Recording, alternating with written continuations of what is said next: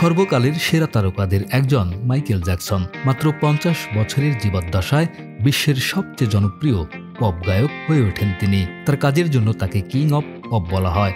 তার বেড়ে ওঠা, সঙ্গীতে আসা এবং আকাশ ছোঁয়া সাফল্য, এই সমস্ত ঘটনা নিয়ে তৈরি হয়েছে বায়োপিক মাইকেল। সিনেমাটি নিয়ে যে বিশ্ববাসী অধীর আগ্রহে অপেক্ষা করছেন তারই প্রমাণ মিলল এবার।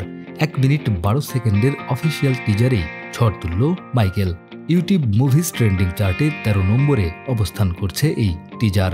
এতে জ্যাকসনের ভূমিকায় তারই ভাতিজা জাফার জ্যাকসন।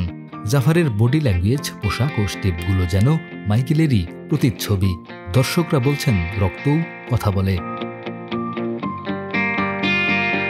জন লোগানের চিত্রনাট্যে চলচ্চিত্রটি পরিচালনা করেছেন অ্যান্টোয়ান ফুকোয়া। সিনেমাটির প্রযোজনায় আছেন গ্রাহাম কিং। ছবিটির বাজেট $১৫৫ মিলিয়ন।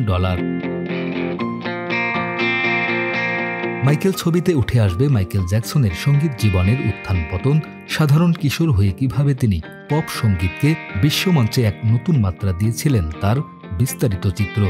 জ্যাকসন ভক্তদের জন্য এটি নিঃসন্দেহে এক আবেগঘন ও স্মরণীয় উপহার হতে চলেছে। ২০২৬ সালের ২৪ এপ্রিল মুক্তি পাবে এই বায়োপিক। ডেস্ক রিপোর্ট, আমাদের সময়।